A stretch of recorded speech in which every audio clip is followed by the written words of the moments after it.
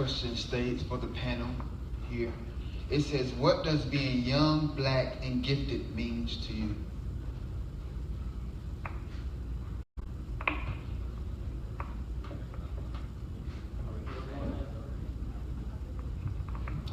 Well, being young, black, and gifted means to me, it's not a lot of young people that I see doing what I do, and being young, black, and gifted means that you can overcome any obstacle. You can do anything that you want to do.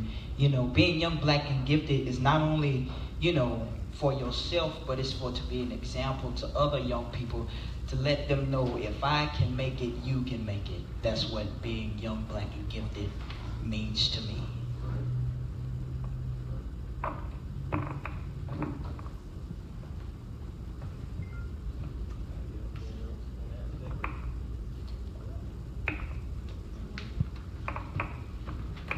Thank you. I guess I'm a little bit too close to the speaker. Well, hello, my name is Jon again, and being young, black, and gifted to me, first I'll start with gifted, having an exceptional talent or gift that you can share with somebody else. Then I'll start with young, being, that person, regardless of your age or just anything, just being out there, out front, and being young, having a young spirit. And then being black, to be a part of a minority that is underrepresented, and being underrepresented and taking initiative to make change in your community.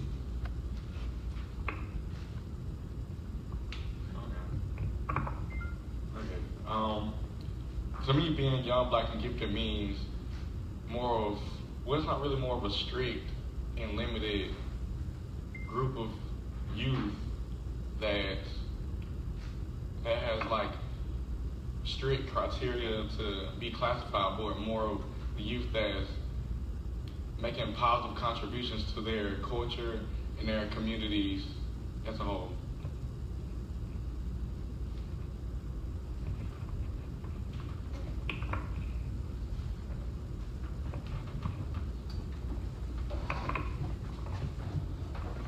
Okay.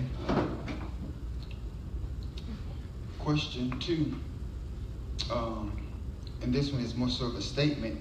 It says, briefly introduce yourselves and tell the audience what it is that you guys do as it pertains to contributing to your community. Well, I am... Okay. All right, I'm Michael Boone. I'm originally from Kinston, North Carolina. I am 17 years old. I am a minister, and I'm also a professional gospel singer. Good evening, everyone. I am Terrell Robey. I'm from Tallahassee, Florida. I'm 18 years old, and I am one of the co-founders of Black Youth Network, and I also run a photography and graphic design business, Robey's Photos and Design, and I also run a painting commissioning business. Good evening. Again, I'm Chris Suggs. I'm the founder and CEO of Kinston Teens. I'm a co-founder and board member for Black Youth Network and a member of the North Carolina Governor's Crown Commission. And I'll be attending UNC Chapel Hill this fall. And I'll be attending Florida State in the fall as well. My name is Jaylan Scott. I'm 17 years old, and I live in Macon, Georgia. And I'm a rising senior. But in my community, I'm more focused into politics, so everything I do is pretty much political based. Locally, I'm a big part of my Democratic Party as I was elected as an executive board member. I'm actually the youngest to be elected to the position. I am the Middle Georgia Regional Director of the Young Georgia Democrats. Oh, and I'm actually the co-founder and executive director of Black Youth Network. My name is Victoria Pannell. I'm from New York City, and I'm 18 years old. In the fall, I will be attending Duke University. And I am an advocate against human trafficking. So I go in and rescue girls who are being sexually trafficked. a board member of Black Youth Network. I'm Kylah Guion. I'm from North Carolina, Arnold, North Carolina. I am a founder of a rather new organization, The People Can. I'm also a board member of Black Youth Network. And I'm 18 years old, and I will be attending A&T University in the fall.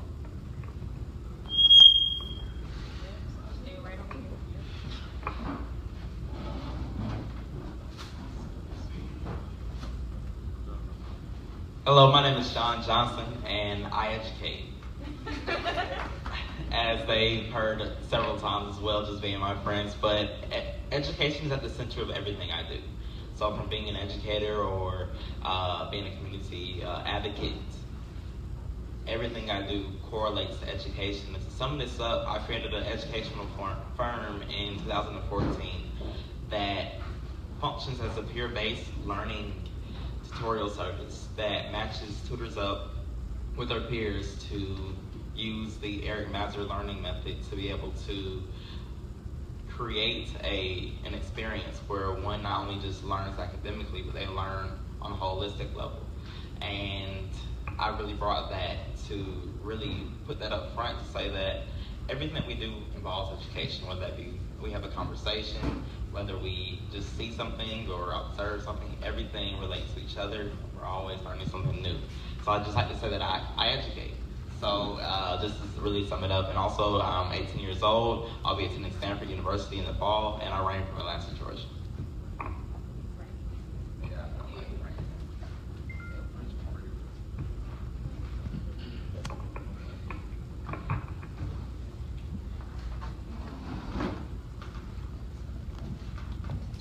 Okay. Young people often have great ideas, whether it's a business, service project, or organization, that they want to put to actions, but they don't quite know how to get started. How do you put your passion to work, and what advice would you give to another young person who's interested in pursuing something similar?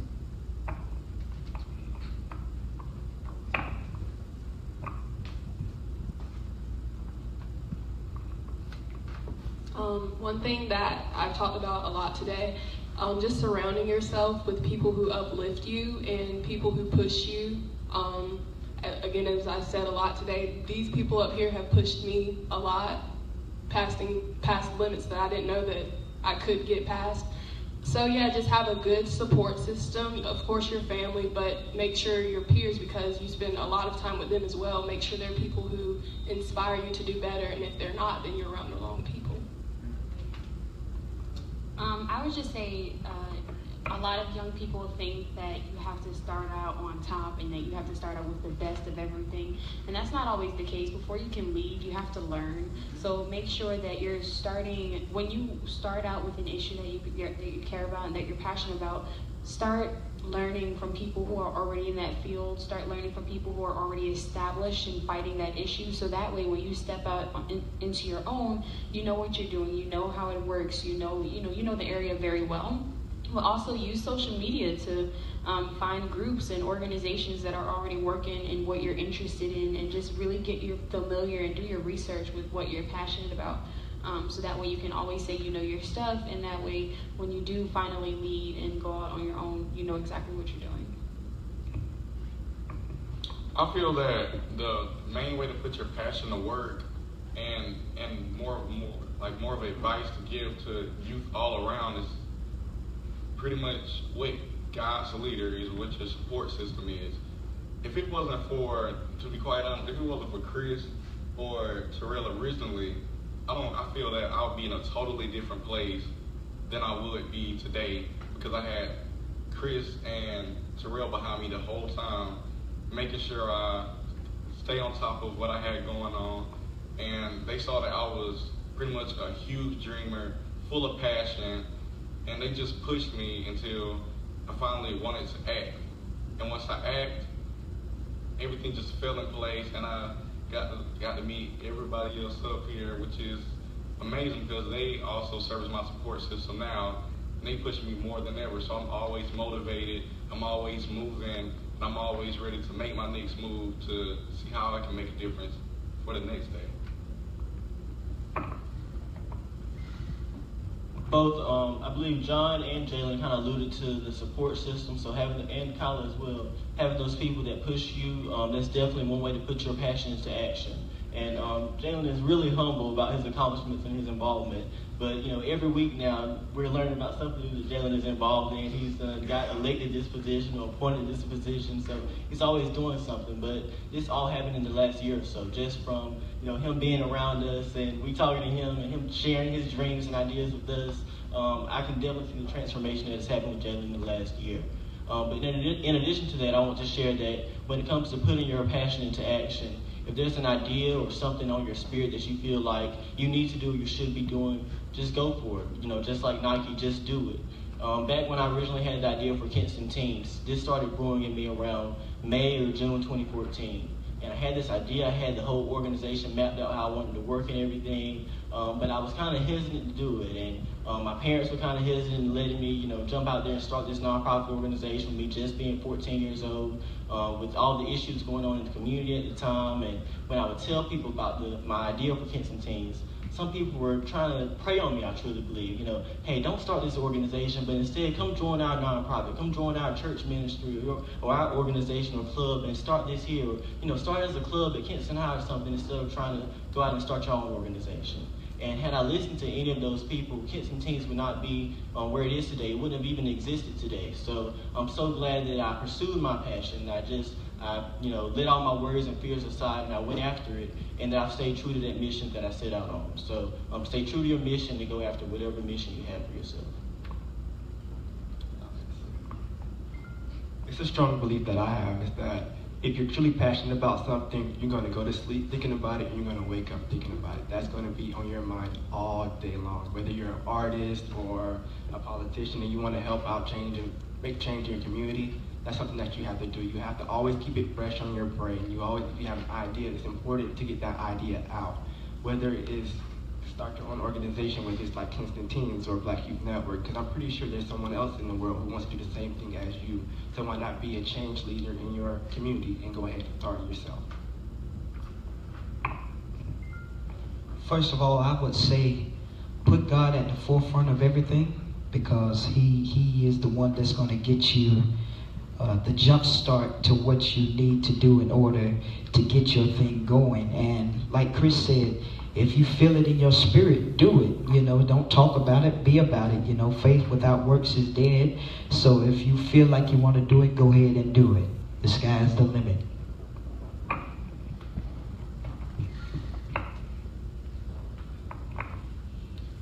Okay, question 3. We all want young people to feel empowered and capable of doing great things. What is your definition of empowered youth in a community?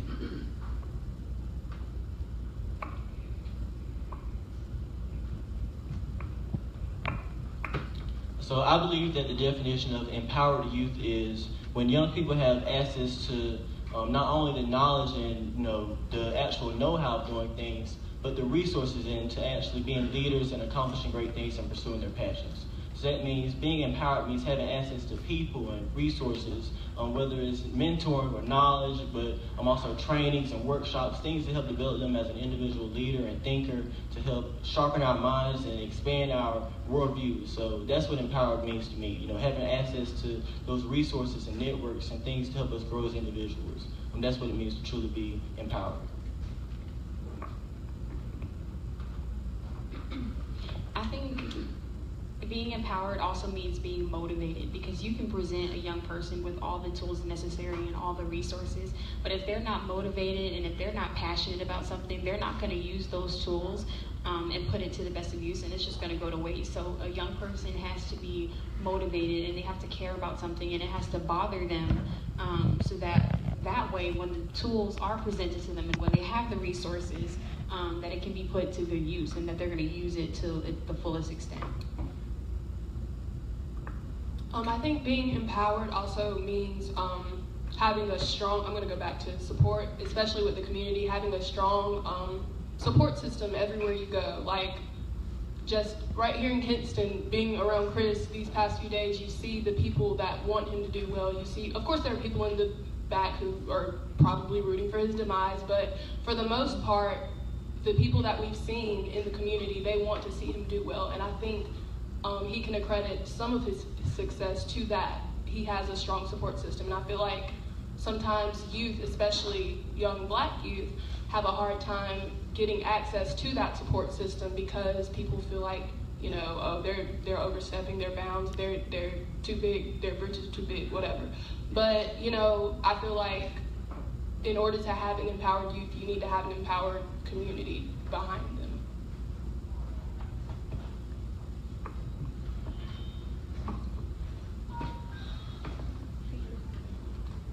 I'm getting tired of the speaker over here, but I would just like to say that empowered youth to me means that, of course, that our youth, you know, they have the resources or they have the ability to recognize resources.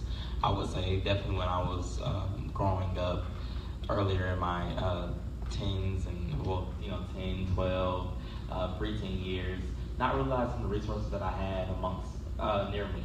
But then I became exposed to different things, and a lot of us, the resources are there sometimes, but we don't know how to use them.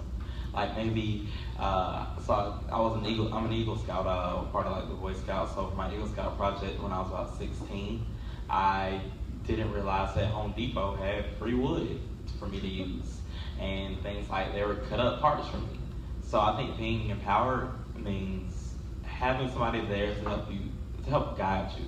Just to say, hey, I'll give you a hand. Hey, I know this store that gives out free produce if you want to have a walk. Hey, if you need to have a session here, we'll gladly have you host it here for free. You have an event space and just things like that, the little things that add up to really help somebody achieve their goals and their dreams.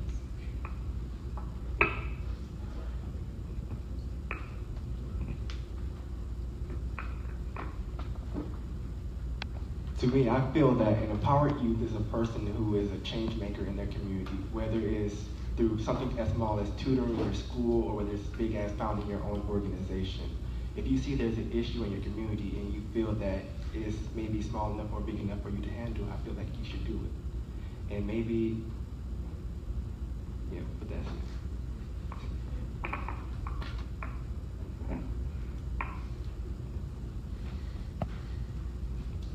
How should young people seek to engage in or influence politics?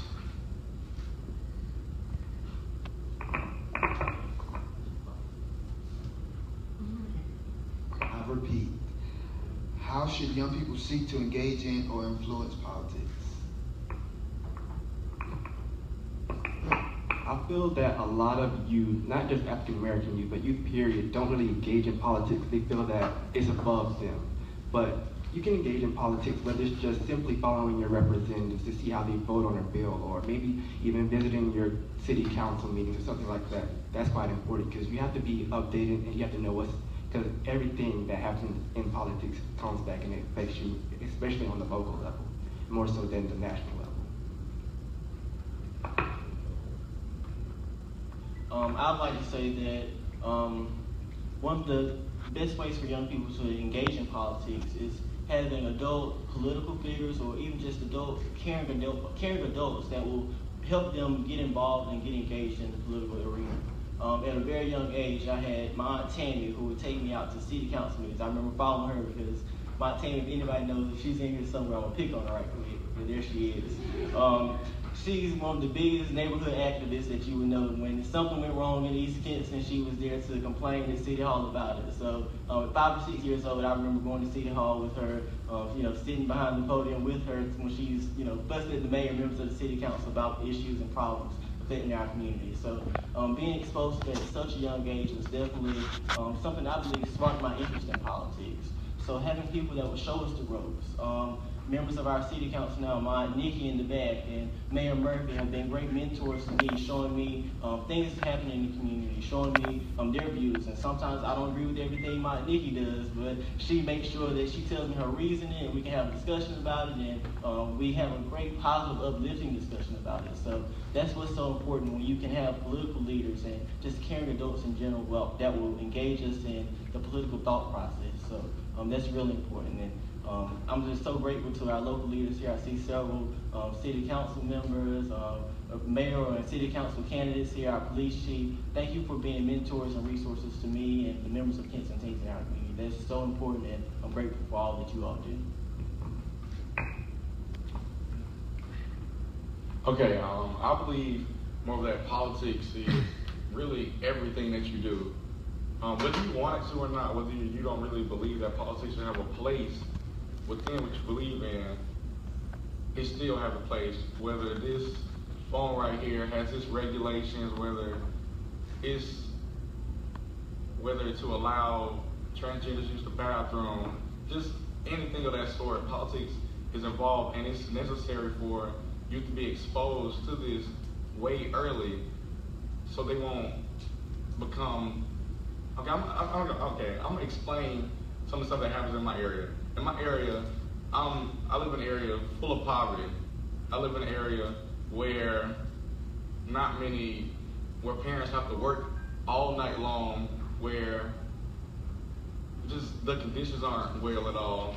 Funding is bad in neighborhoods, and children grow up with the belief that the government is against them and the government is probably like the worst villain to them, so they lose hope in the government. But if you have those mentors and your parents who will guide you to this, it will be, to me, a whole different experience, because I had experience with my dad, he's a fire chief in Suffolk, Virginia, but he used to be a fire chief in Macon, Georgia, where I live. And it took him to take me to his meetings all around to meet several different officials and actually see what goes on within politics firsthand, for me to truly understand that how much of a difference your voice could make a difference.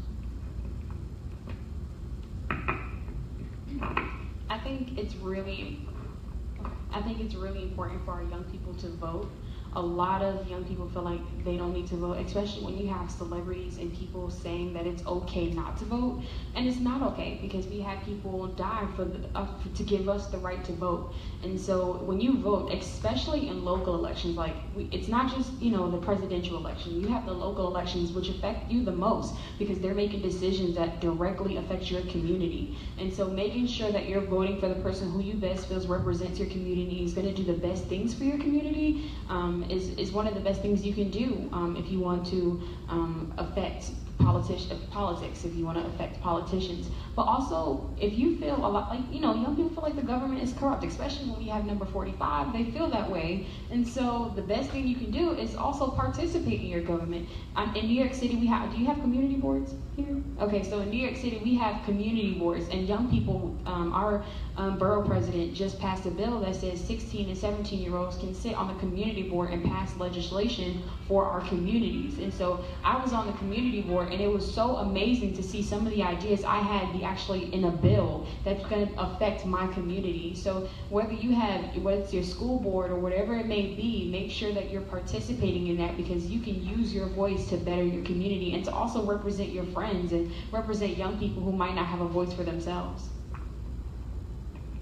I think it's important to be informed. A lot of youth feel as though the things that are being passed in local government especially don't affect them, but they're affecting you in some way, some aspect. If it's not affecting you directly, it's affecting your mother, it's affecting your father. It may affect you in the future once you are of age to participate in voting and all of that. So I think the main thing is just to be informed, because you can't have a voice on something you don't know anything about. So, yeah. I would just like to echo what Victoria and Kylah said. See you all the time. And also everybody on the panel, they really just said awesome answers. And really want to highlight the part where we talk about being informed and also being active in local politics. I make sure in my program that all of my students, they come to a lot of the city council meetings just to know. I mean, it doesn't hurt to learn. And that's what I really just implemented in them. And I've seen them go on to receive internships in state and local government and really be able to influence change. and to actually have their voices being heard and make presentations about the community service efforts that they're going to be doing and want to do, and seeing how these positions and their willingness to step out and realizing their sense of ability, being empowered, they've been able to accomplish their dreams and their goals and really learn what's going on so that they can fix what's going on that's wrong. I'll also say really quickly, first of all, don't be afraid to go to politicians.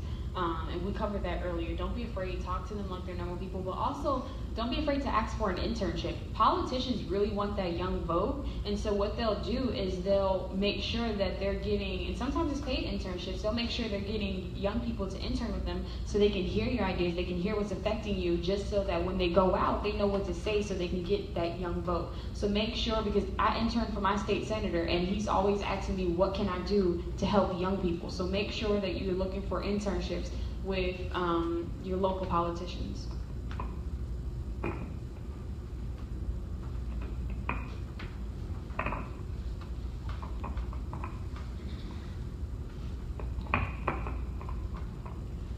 How do we talk about race without offending people?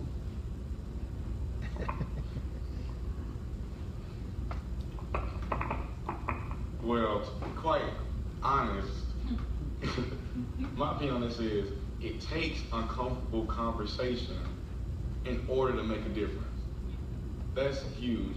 You can't go in with the mindset of wanting to make a huge difference without hurting anybody's feelings, because you can't please everybody. And we have to come to a point where we can want to work with each other and have to come together to solve the things that we don't like about each other, and work together to make sure we mend them together, to make sure that we love each other at the end of the day. Definitely, those uncomfortable conversations. We might have to offend people. We might have to, upset each other's feelings for a second. But it's those uncomfortable conversations that will help us grow as leaders and thinkers and individuals and as a society as a whole. Additionally, I believe that we can't not see color. Far too often I see people who, we're talking about racial issues or police brutality or, systemic racism. People, I don't see color, so Well, if you don't see color, you don't see that those issues are personally and systemically affecting me as a young black male. So if you don't see color, that's a problem right there. You need to acknowledge that there are some issues, there are some problems, there are some privileges that affect us based on our races and based on the color of our skin. So being colorblind or not seeing color is not a way that we're going to grow as a society. We have to see color and acknowledge those racial issues.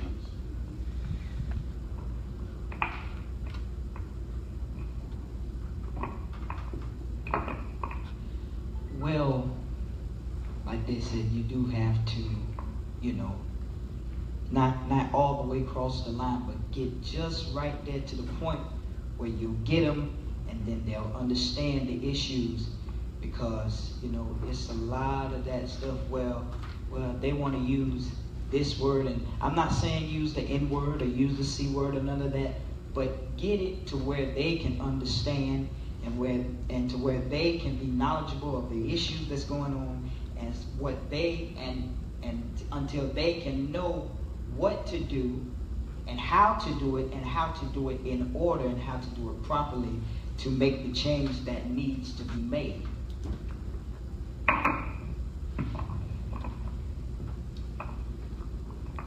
I personally feel like when it comes to race and when it comes to people in general, there is really, you can't come into the conversation closed-minded.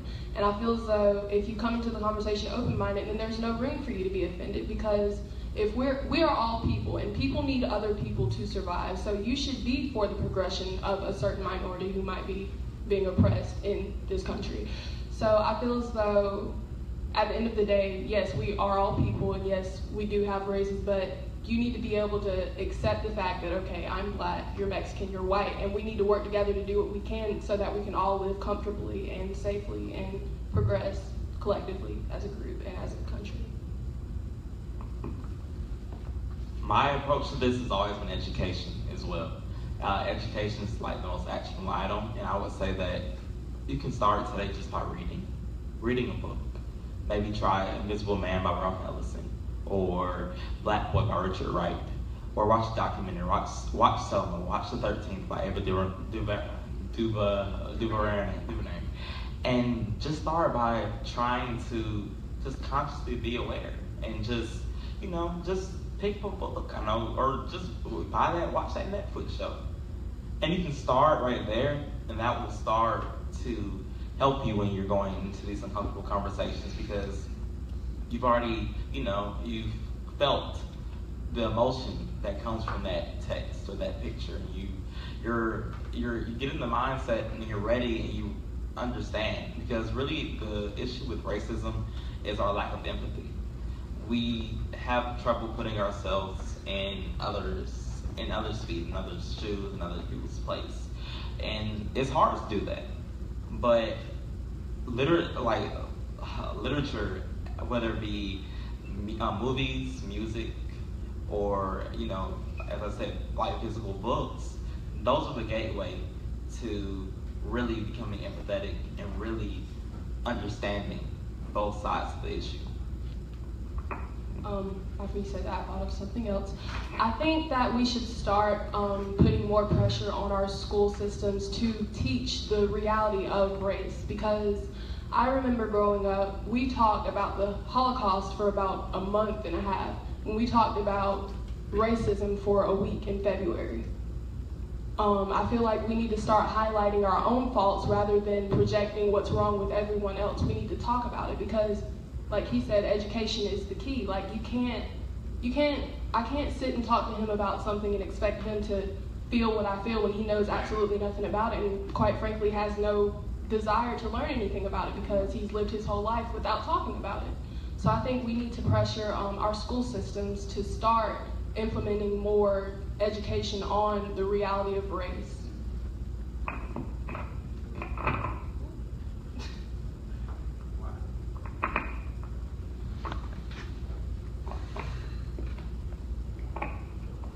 What barriers or challenges have you endured in your leadership experience because of your race?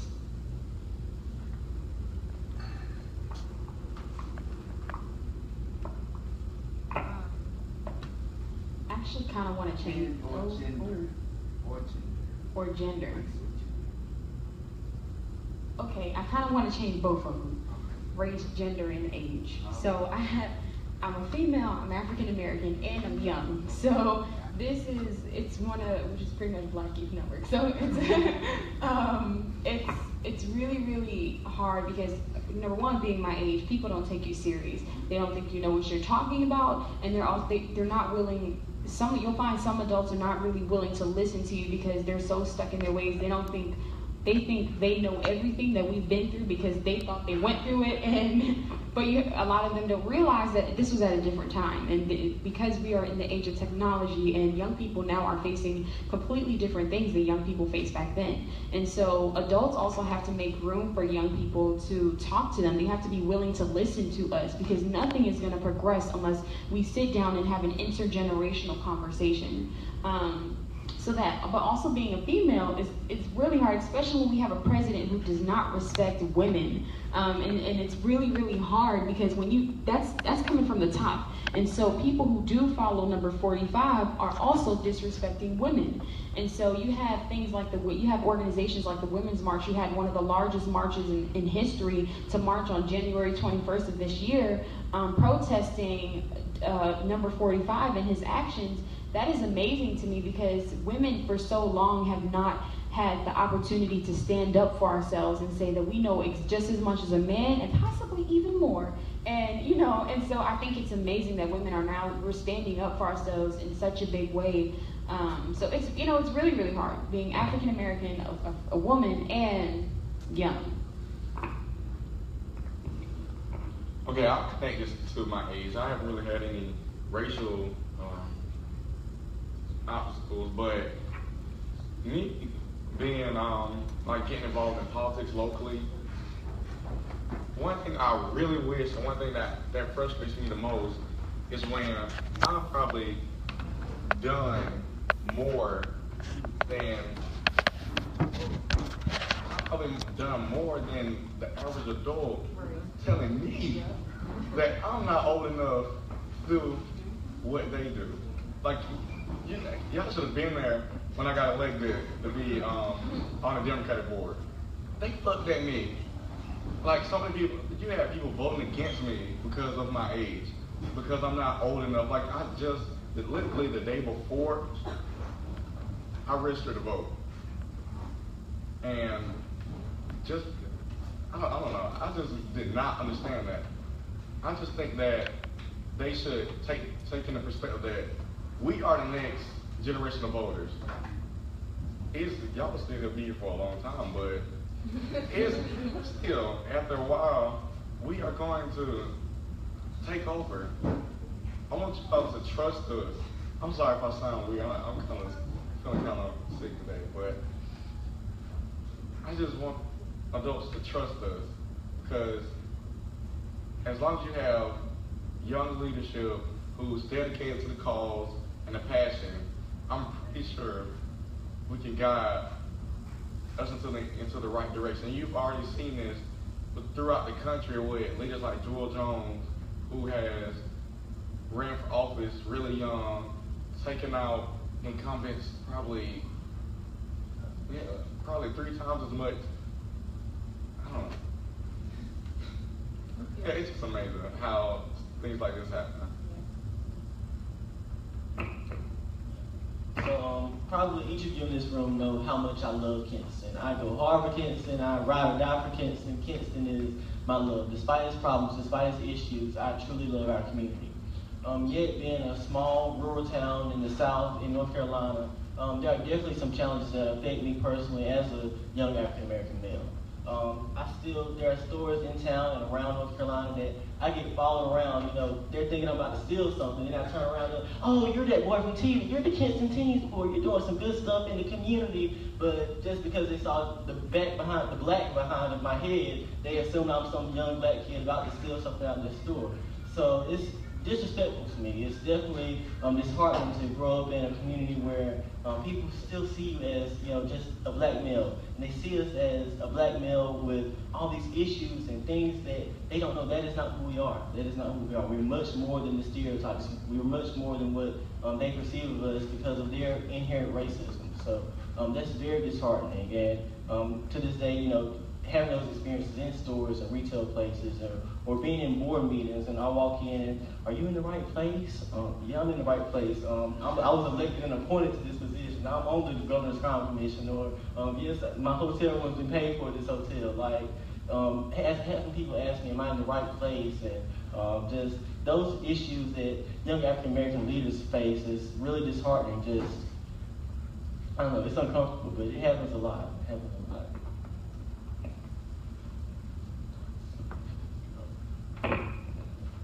One thing I've noticed, one time I was at Bojangles, and there was a group of older black men, and they were talking about politics and such. And what I noticed when they asked me what I want to do, I want to be a politician one day. They told me that it probably wouldn't happen, and they told me that no matter how many council members and senators and people that I talked to, I probably wouldn't get anywhere. And they said that, I understood after I thought about it. At first I was mad, but after I thought about it, I understood. They said that because of the things they went through when they were my age. When they were my age, they were in the 60s. So they have a right to feel that way. Not necessarily saying they have the right to down me, but I understand where they're coming from. But I feel like the older generations need to kind of understand that, yes, we still do have struggles, but they have paved the way for us so that we can come through and make changes. And also for the young people, I feel as though we need to have that strong mind. We don't need to be shaken by the slightest discouragement that we get, whether it be from a white man, from a black man, it doesn't matter. You need to, if it's something that you want to do, you can do it, and you need to believe that, because if you, like I said earlier, if you don't stand for something, you'll fall for anything. And yeah.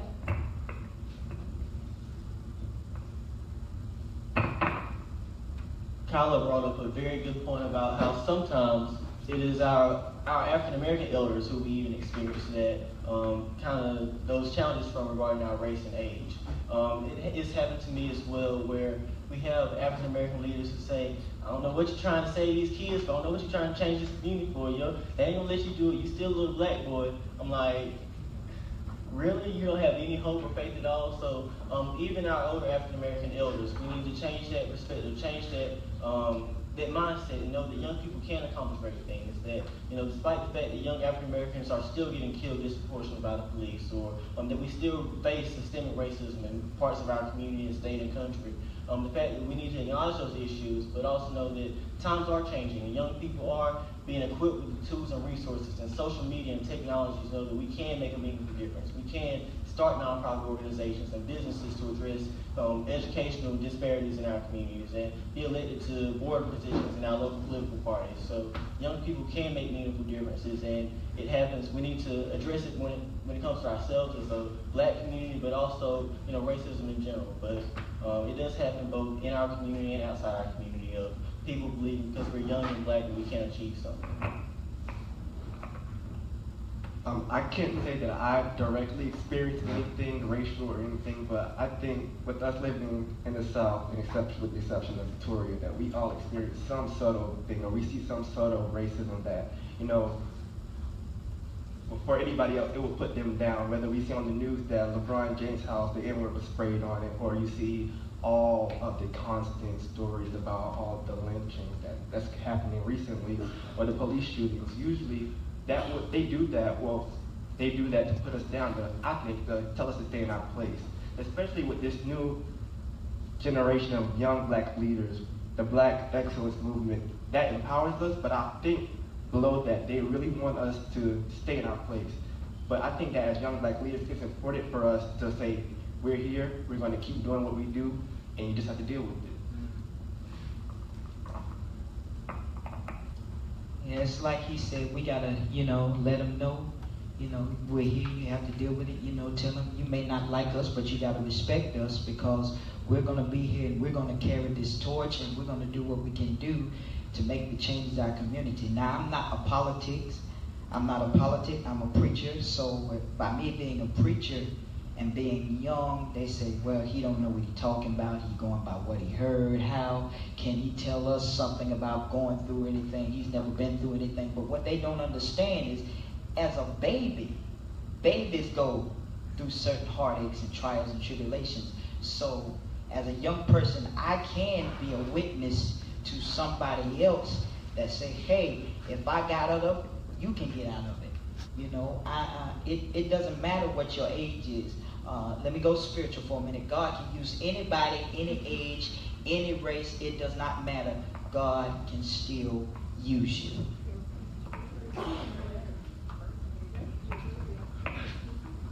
Okay, we've discovered that racism is real. It exists in systems and institutions across our country. Now what? What do we do to enact meaningful change?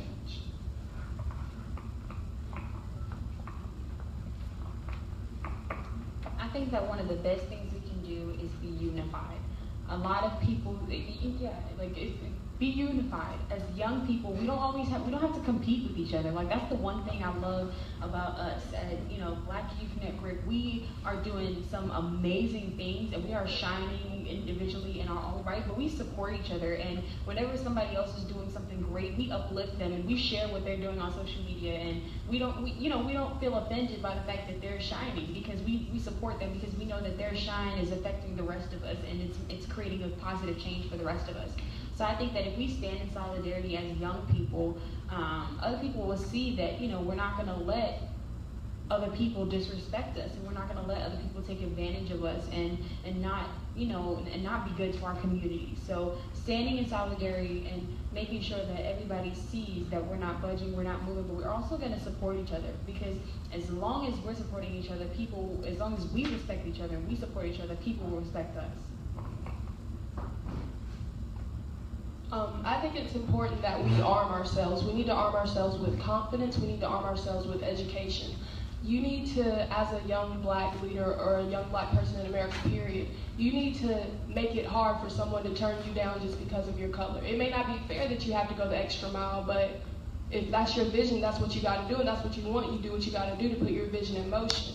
So I feel as though we need to arm ourselves, and we need to better ourselves. And another thing, don't be afraid to be different or be smart or be outspoken. It's not a weird thing. That's what's going to bring forth change. If you're doing what everybody else is doing, nothing is going to change, and y'all are all going to be sitting here 40 years later talking about all the problems and not do anything to fix it. So I'll tag along with what Kylah said. Earlier today, I taught a workshop about, about the power of rejection and how many of us fear being rejected, which is why we don't really embark upon the things that we said we're going to do. So in that instance, we fear failure. Even though if we rejected when we tried to do something, the most we will receive or the worst we could receive is a no. So in that, I challenge everybody today to just go out and try to get rejected. Just be okay with rejection. Like, go up to somebody you don't know and just have a conversation with them. They turn you away, they turn you away. And that's the end of that. But I mean, if we keep fearing rejection and fearing these, as Jaylan said, uncomfortability, then we're never going to progress. So we have to push ourselves to be rejected. Because after series and series of rejection, faith will tell you, and everybody else will tell you that's been along the road, that a yes will come and the door will open.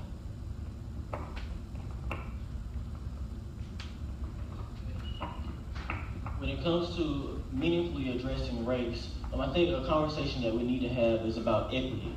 A lot of times we talk about equality, and I don't know why they still complaining. They got all the same rights as us now, and our schools got the same books and everything. But equity, the fact that we can have all the same things, we can all be at the same level, but if some of us are a little further behind, we need some extra support to get to that level with you all. So we talk about equality, every person having one apple. But if I've already eaten today, that apple is just an extra snack for me. But if Terrell hasn't eaten in 2 weeks, that apple is going to mean the world to him, and he's going to need some more as well. So giving everybody the same thing is not equity. It's not going to work. But we need to talk about meeting people where their needs are, meeting our races and our socioeconomic communities where their needs are. We need to talk about equity, making things right for the people and their specific needs and in their communities. With this current generation, what I love is that there's a woke movement. It's like popular to be woke now. And I love that everybody should be woke. When you see something that's wrong in your community or you see something that goes along with institutionalized racism, you should call them out. However, I feel that with doing that online, it's important to take it to the streets as well. You should go to your town meetings, your city councils. If you see something in your community that isn't right, you need to go there and protest. You need to also, it's important to support the people that's on the front line that are protesting, like the Women's March. I was watching Angela Rye's podcast, and the 3 ladies were on there. They were talking about how important it is for them, how they get death threats, and they don't really get paid for the work that they do for the largest, I think Victoria said that was the largest. It's not the largest, one of the largest protests in the nation. And to know that they don't get paid for that, I think the smallest thing that we can do as people to fight with them is just to support them. That's important, to support the people that's on the front line.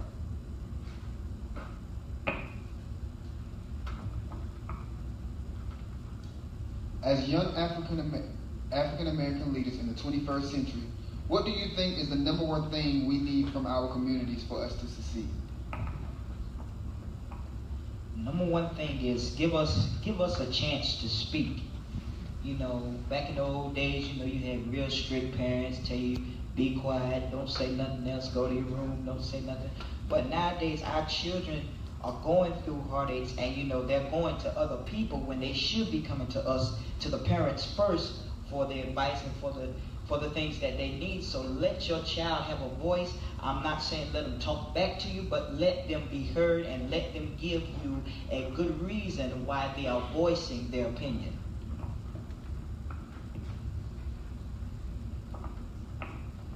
I would say the number one we need from our community, and You guys, this is something we emphasized early in our conversations today when we're working with the Kinston Teens organization, and throughout this panel discussion you've heard from us, is support. We really need support from our communities. And Terrell alluded to this when he was talking about the Women's March, how the organizers of that large, massive protest, they don't get paid anything, they're not making money off this. And think about that same thing when you consider us young leaders who are volunteering our time in our communities and starting these businesses and organizations. We're not getting major grant money like United Ways and big major charities and stuff. We're not getting funding and resource and developmental trainings like these major organizations are. We're doing this from the kindness of our hearts. We're not elected into positions and get salaries. We're not hired into positions and get salaries. We're doing this because we care about our communities. We care about the work we've set out on and the missions we've done. So definitely support. Whether it's just guidance, whether it's mentoring, access to opportunities, of a meeting we need to be in, or an event going on that young people should be at, tell us about it. If you have some money or access to some money, tell us about it, because we're not getting paid for this. Young people, we were having a conversation earlier today about the teen unemployment rate, how businesses are providing less and less jobs for young people, and how we need to come up with our own ways to make money and entrepreneurship and finding internships and things for young people. So young people are not making money from anything. It's hard for us out there. So definitely support us. Support is so important, and we need that from our communities if we want to be effective leaders, and if you want us to be effective leaders, we need support from our adult allies in our communities.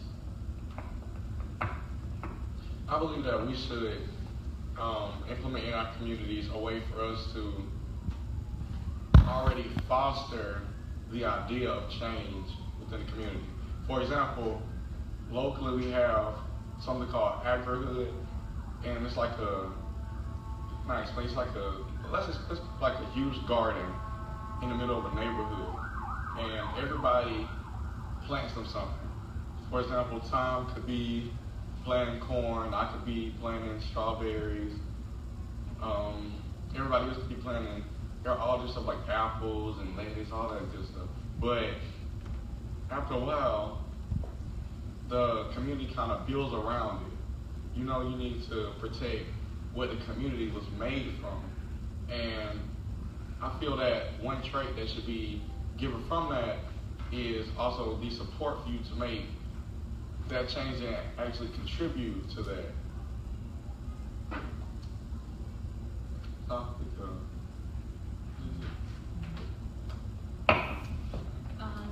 Two things. I want to piggyback off Chris. Support, definitely. But I think we need adults to support us mentally. It's great for adults to be there for us, and we have our events and support us financially. But if we're not mentally stable, then we can't progress and we can't help anyone else. So we have to be okay ourselves. Sometimes young people just need someone to listen, listen to them. They just need someone to talk to. And so you can't expect, if we don't engage us in a conversation, so that way young people won't engage in a gun or they won't engage in a gang. So definitely talk to us, hear what we have to say. If something is bothering us, don't be afraid to talk to a young person. Even if you don't know them, stop them and say, how you doing? Talk to us. Also mentorship. Mentorship is really, having a mentor is one of the best things adults can do. The reason why I'm at where I'm at is because I had awesome mentors who pointed me in the right direction and opened doors for me. It is so important for young people to have mentors. So to the adults in the room, grab a young person and mentor them. Take them with you when you go to work for a day if you're able to do that, or just show them the ropes. Make sure that they have what they need in order to succeed. Open some doors for them. Introduce them to people, and also make sure you're staying in their life. You don't want to just leave whenever it gets hard or it's convenient for you. You want to be someone who stays there when it's easy and when it's hard. Two things. First, stimulate us. Don't wait for us to come to you. If you see a person in your community who has potential and who has everything that they need except for the proper knowledge, go to them yourself. You need to take that initiative because that is your future. When you're too old to make things happen, that's the person who's going to be advocating for you. So you need to put your fruits into that person while you can. Stimulate us because we need it. Two, if you don't have anything uplifting to say, don't say it, because we already have enough things against us as it is. Now, I'm not saying to hold criticism because that's necessary, but if it's nothing but negativity coming out of your mouth and there's nothing positive behind it, if you're not feeding us for something, if you're just trying to tear us down, keep it because we have enough of it already. Y'all are amazing.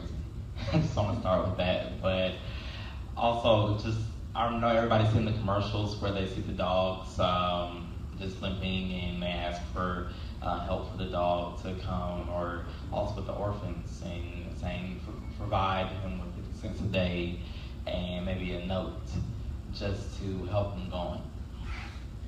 So that's the same thing that happens in our communities. And I want to leave y'all with my action plan for that. TRF. It's TRF acronym. Transparency, respect, and feedback.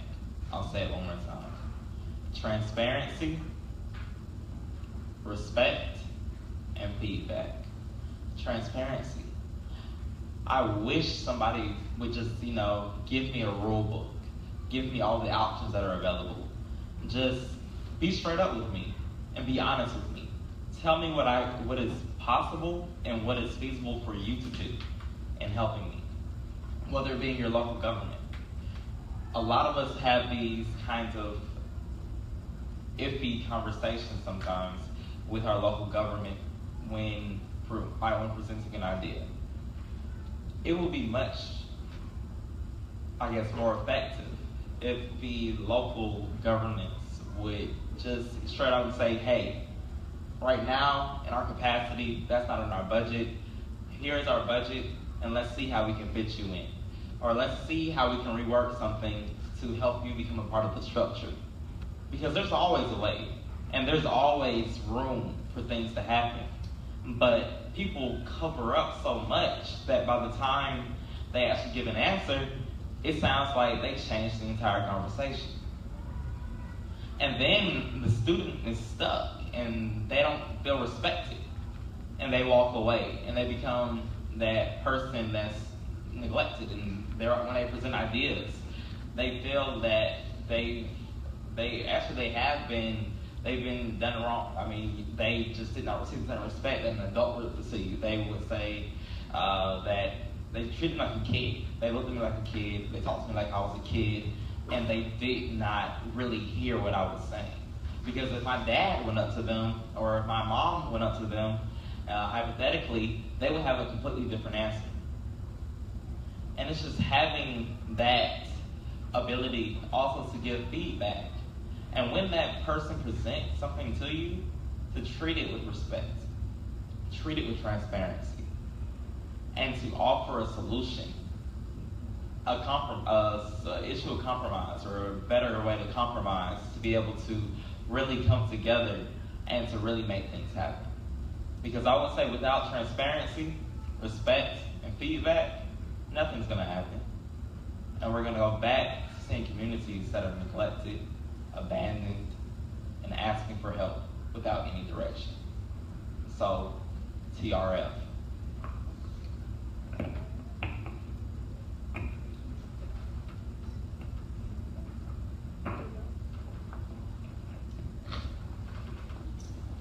Okay, last and final question. As young African American leaders in the 21st century, what do you think is the number one trait or skill we need to succeed?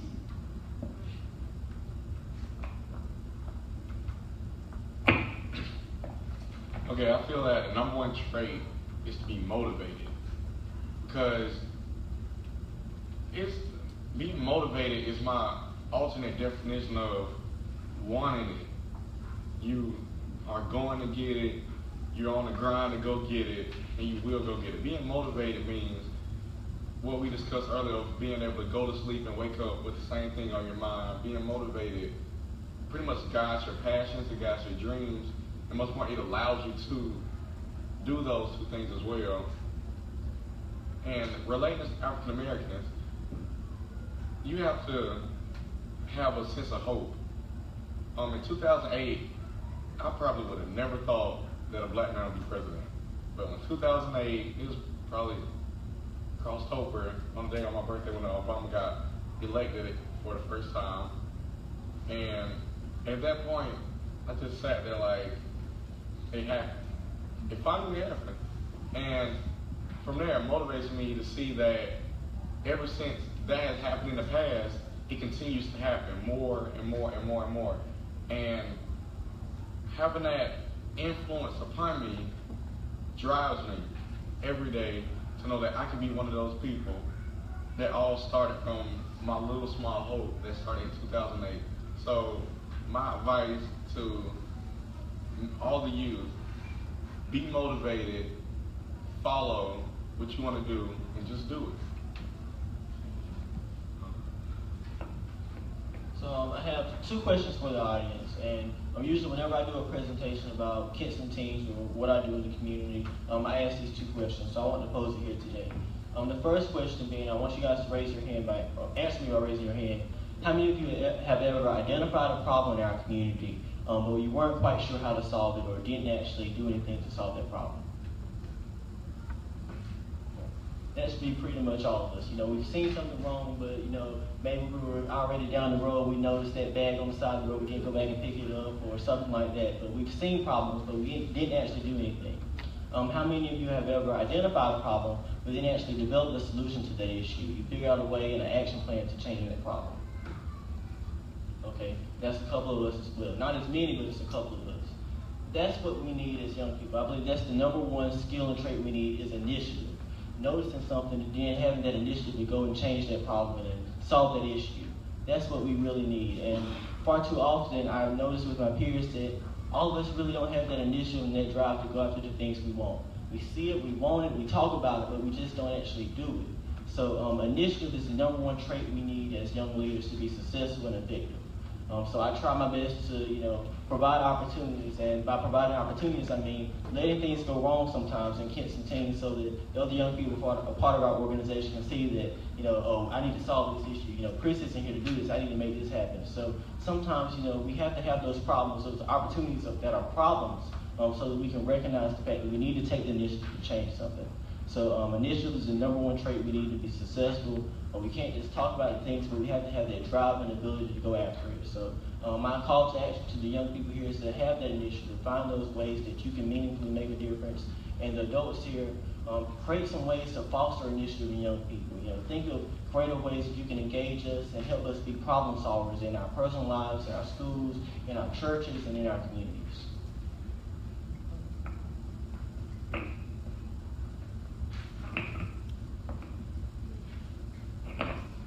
Adding to initiative, I would like to say this 3-syllable word that I love so much is the word of the day: fearlessness.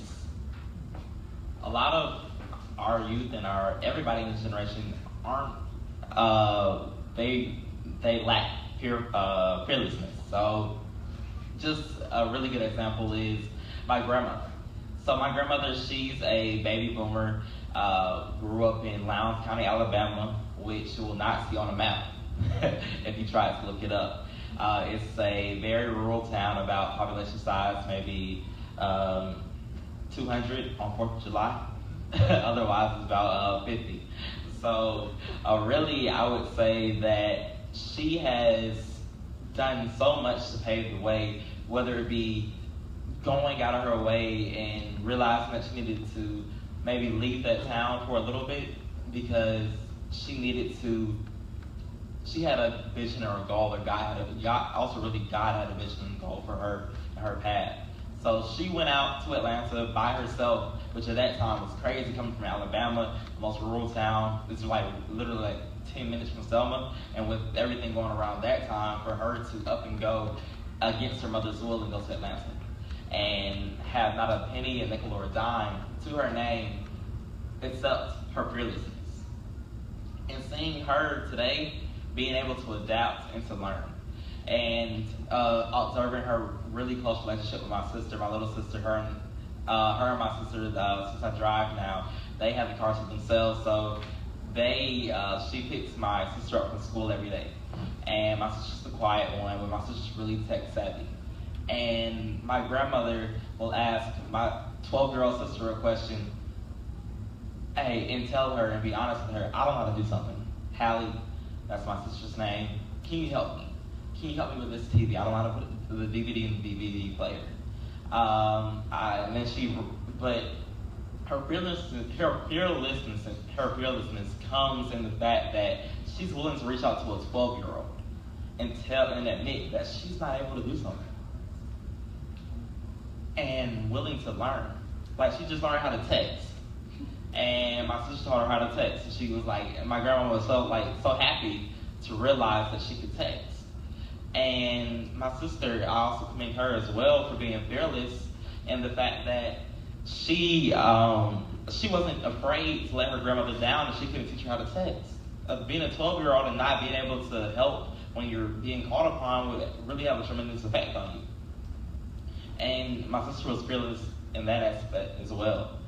Going on and just really seeing that and seeing those traits, if we step out of our comfort zone and aren't afraid to make change or to do something, whether we start off with a small thing to start off with and being in our trait of fearlessness, if we harness that trait and we go about, with that courage and with that newfound just sense of self, then we'll be able to change the world.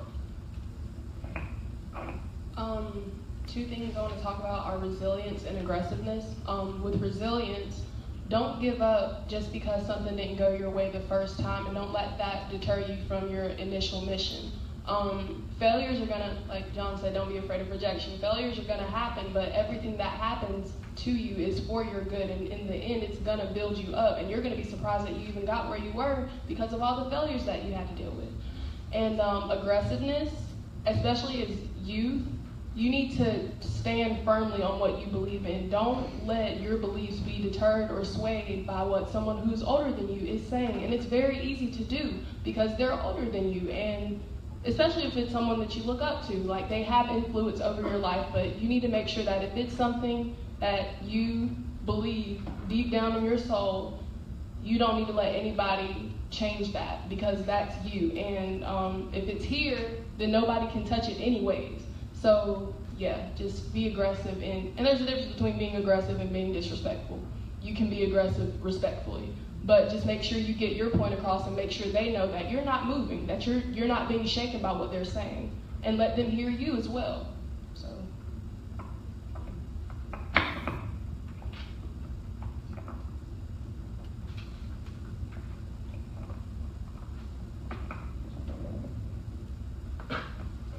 One thing, and I'm not going to be long, one thing that we need to succeed is teamwork. Let's come together. Let's do what we can to work this out. Let's come together.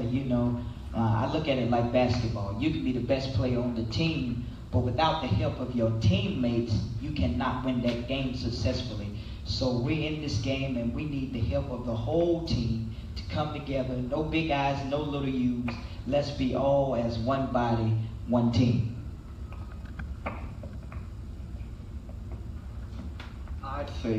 I think it's important for young leaders today to know how to fail. I love when I'll get up, do my happy dance, do my Holy Ghost, pray, everything. But I think the greatest lessons in life come from when you can fail, sit down, reflect on it, and say, hey, I did this, it didn't work out for me, so next time, this is going to happen. I want to make that change. And that's how you get to newer levels in life.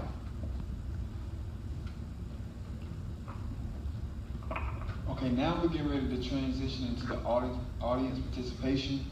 The audience is now welcome to ask 3 questions for the panel. Preferably, these should be questions related to the topics we've discussed or overall the theme of the event.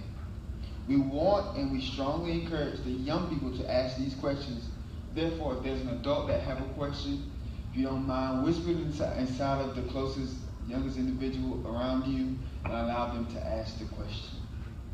It is now open to the audience. And if your voice is loud enough, you can stand where you are. If you got a small voice, you can come up and get the mic. Yes.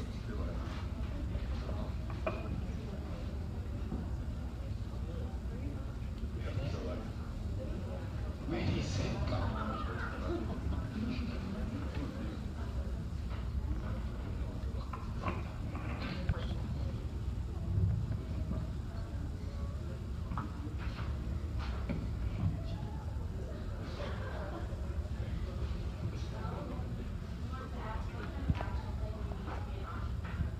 What kind of action plan do you need to be an entrepreneur? And we're going to ask for at least 2 responses, at max 2 responses from the panel. An action plan. So it used to be in history having an elaborate business plan, 40 pages. But now in this tech-oriented future that we live in, it's now really set out to about 1 pager. And it's called a business model approach. It's a model that's based on a concept that is about listing what your problem is and your solution. So I refer to entrepreneurship as really just problem solving. And then offering your solution to the world. So your action plan is to first identify the problem and figure out how you're gonna fix it. Whether it be the roads are messed up, and that's the problem. And your solution is, I wanna fix the roads. And the way you go about your problem is that maybe I'm going to go find the resources to get gravel or gravel or cement, and I'm going to fix the roads with this tool set, with these people, and you start to counter in and you start to account for all those different variables. And then you offer your solution, and then essentially you put a price on it. That's what entrepreneurship is in the day. Just selling or marketing that service, and it's for either monetary gain or for an exchange of services. Also, I can go in more depth with action plans as well. I can also give you a series of speakers as well that really do have a lot of great tips, like Brian Tracy. He lists out a really good one where he talks about 80% of your results. 80% of your results will, the 80-20 rule, 80% of your results will come from 20% of your activities. Yep, and I always flip the 2, but actually I flip the 2 because both are true. That you can do so much and you see very little come out of it, or you can do a lot and you see, or you can do a little and you can see a lot come out of it. But it's being strategic in where you go. But really, entrepreneurship, to close it out, is simple. It's just identifying, just remember, you're looking at a problem and you're finding an appropriate solution. I see a hand. Oh, we have to answer this question. Okay. My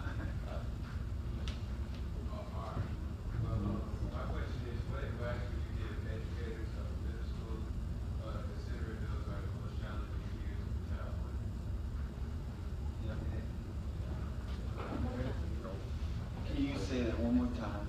In fact, can you bring the question to the mic?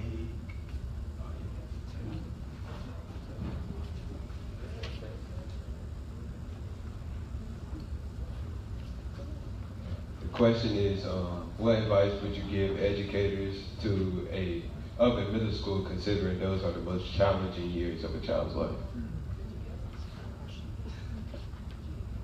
As an educator and recently starting to do a lot of work in middle schools, whether it's partnership with the middle school and maybe serving as a lunch buddy, or putting on an event or mentoring, or even academic services. I would say middle school is that point in a child's life where they're beginning to take that crest, start their journey on maturity, finding themselves, and it's a really complicated area. I would say middle school is actually one of the, as any educator in the room can agree, or any person in the room can agree, your child is going to act up from 11 to 13, just off the bat. I mean, I was pretty bad at 12, and I mean, it was all brought upon to myself. I mean, I got in trouble. Used to get phone calls every day in band class. I would continue to talk, and I figured that I was pretty verbose. Figured that out, and I had to figure out how to channel it. So, advice to educators in middle school: hang in there, because it's going to be a rough ride. But if you allow them and you help them to cultivate what they're expressing in a positive form, then it all turns out well. And they go into high school with a great mindset and ability and leadership abilities, and also a sense of self, so that they can focus on that when going and preparing for the next level?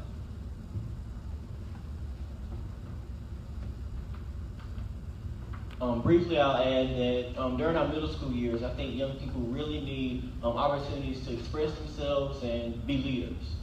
So my middle school experience was definitely crazy as well. I don't know what, 6th grade was a mess for me. Like, oh my God, thank God y'all don't know much about that. 6th grade was a mess for me. But as middle school was just challenging. But once I got into about the 7th grade, I started recognizing how messy 6th grade was. I was like, okay, I need some ways to challenge this energy and this creativity I have. So I started meeting with our principal about some things related to technology use in school. You know, trying to figure out how young people could bring their own devices to school, or how could we better implement technology in the classrooms. So having those opportunities to engage, and when it came to leadership, which is my strong passion, has been my passion for all of my life, that was a really great way for me to channel the energy I had.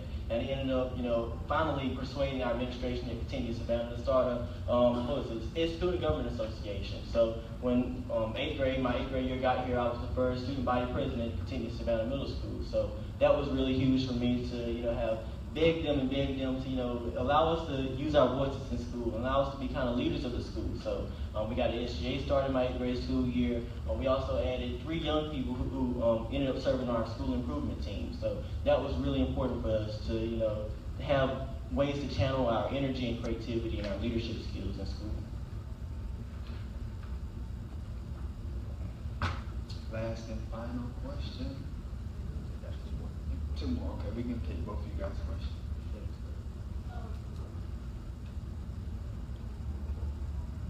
You guys kind of say y'all went through rejection, so the question is, how do you cope with rejection?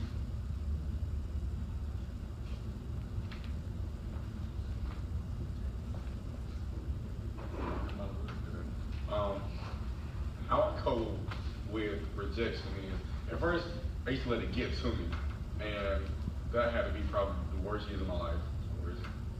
But you have to learn to just stop caring and move on. Like, when you are rejected, that's just another note for me to say that maybe next time I'll be better, or maybe I could have done this a little bit better than I did before.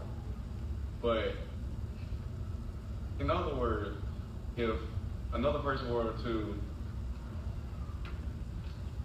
how to cope with rejection? That's a deep question. I like that question, to be honest with you. Go back there. All right, so my advice for coping with rejection would be definitely getting over it. It took me a while, but I had to learn that, no is just two letters. No is just 2 letters. That's all it is. And we definitely reevaluate what our action plan was, how did we get to that no, and then we try to move forward with it. But for example, with Kinston teens, the history of finding funding for Kinston teens, that's been our biggest challenge in our community. We've applied for grants from local foundations and state foundations, and we've asked for donations from businesses and community leaders in the community. We've submitted proposals to our local government entities. And time again, we get rejected, we get no's, or maybe next time we'll figure out a way to fit you in the budget or something, and nothing comes from it.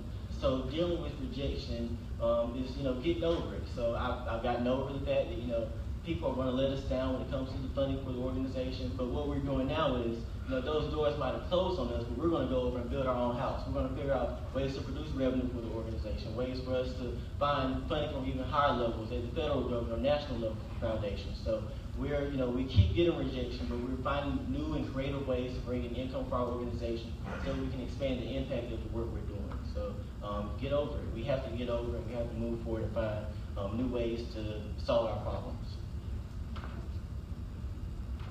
I'm going to be starting Florida State University in the fall. So last year I went through all the scholarship application processes, and then the college application process. I got into all my colleges that I applied to. However, most of the scholarship applications I applied to, I got rejected. And the first one come in, I said, okay, I was a little disappointed, but okay. The next one came in, no. The third one came in, no. I started feeling really bad. I was like, am I not that good, or like reflect over my life, like maybe am I not doing enough in the community or something? But I'm a supreme believer in what's God's will for you will happen for you. If it's not meant to be, the money, the success is not meant to be.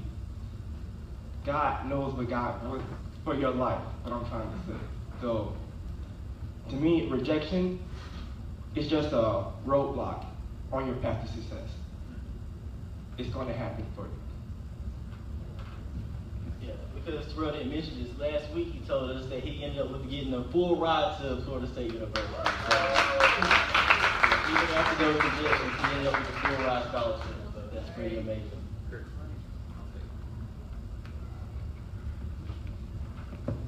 That's amazing, Terrell. I didn't know that. Congratulations, Terrell. Yeah, I didn't look in the group chat that one time. But dealing with rejection, just looked it up. That's why he's talking on my phone. But really, I talked about rejection a lot, and also overcoming that fear of failure, because once you can't really overcome a fear, but you can take steps to make it residual or make it smaller. And every time I fail, and I think it's the same for a lot of people too, maybe y'all, you go through this, like the 5 stages of grief, which is denial, anger, bargaining, depression, and acceptance. So you're always going to go through those 5 stages, where you're going to deny, hey, this is rigged, this really wasn't what was supposed to happen. Anger, you may be a little bit angry at yourself or at others. Bargaining, you may try to figure out how I can do this, which is all healthy.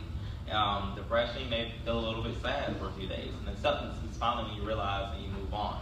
But as you gain those failures and you rack up those failures, they're kind of like prizes. Once you get all those failures, the next failure is a little bit quicker, and this 5 stages of grief happens a little bit shorter. So instead of taking 30 days reflecting on this one rejection, you're only reflecting 30 seconds, because by then another failure has already come, and the success has already has begun to shine and show. Because you've been rejected so many times, so many doors there are so many doors that can close after you bargain and you deny and you begin to accept and you're a little bit depressed. One of those doors is going to open, and you just got to wait for it and keep being resilient.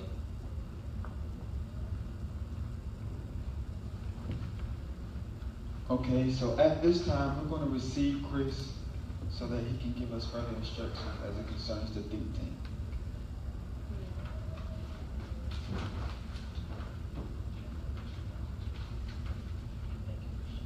All right, you all, can we give Rashad an awesome round of applause for moderating the panel discussion? And then, can we give the panelists a round of applause? These are truly some of my greatest friends. I truly appreciate you all. A little backstory that I did mention about Black Youth Network. Terrell, Jaylan, and I, we met in 2011. We were around 10, 11 years old, playing online virtual games. So that was kind of risky for us, some 10, 11-year-olds to be playing games, communicating with each other online on the computer. But it just shows how strong technology is. We didn't know each other. Our mamas would fuss at us saying, who are you talking to on the computer? Who are these strangers you talking to? Might be some pedophile or something. But, over while we played this game so much, we ended up creating our own server for one game. We ended up making like a small business out of the game, making actual money from it. We ended up connecting on social media, and we started learning more about each other and how much we had in common. And we built a great friendship. Then we started Black Youth Network, and we connected with Kylah and Victoria and John, and Michael and I go way back to preschool, and then middle school. We had some crazy years in middle school. That was what I was mentioning. But I have great friends right on this panel. So I appreciate you guys so much from traveling from near and far to come and be a part of this event and sharing your experiences with our community and the Kinston Teens organization. So thank you so much. I really appreciate you guys. Now, for audience participation, I promised that I would have you guys out of here by 8:30, and that's what we're going to do. So we're going to do this kind of quick, and that's why it's called a think tank. We want you guys to think quickly and think holistically about the issues that we discussed tonight. So, a think tank is an opportunity for participants to define, discuss, and address a specific issue in a structured and interactive workshop. The purpose of this event is to not just complain about the issues affecting the youth of today, but think critically about what we can do as a community, as a society, and as individuals to solve these problems. So what can we do to better serve our young leaders and our young people? So based on the discussions we've had during our panel discussion, I want you all to grab one of the blank pieces of paper at your tables, and a pen from the center, or a pen from your purse or pocket, wherever you got a pen in, and quietly to yourselves, I'm going to give you about a minute to list 4 things that you know that you can do to better support the young people in your community. So I'll give you guys 2 minutes to do that. I'm going to repeat the question. I want you to list. Thank you, Mom. I want you guys to list 4 things that you know that you can personally do to better support the young people in your community.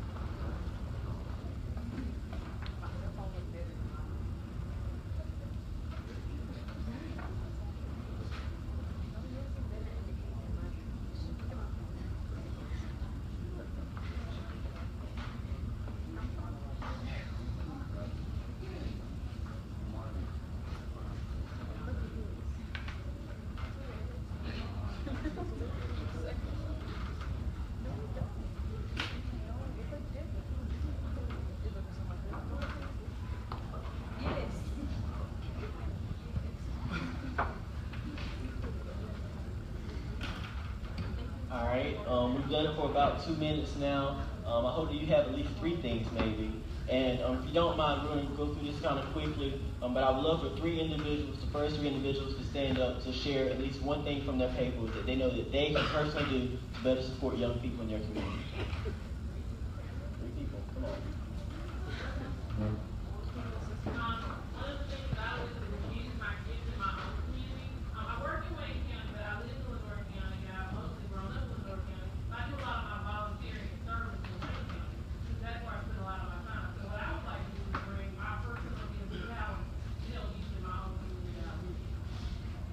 Thank you for sharing.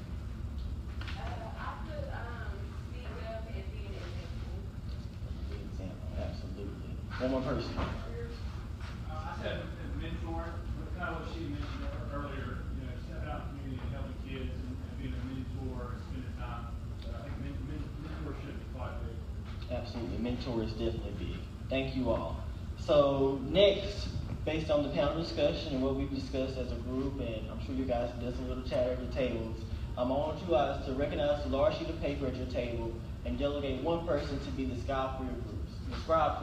So if you're kind of facing this now, you can turn towards your groups for a few minutes, and as a group with the people at your table, on one side of the paper, or actually, I want you to draw a line down the center of the paper first.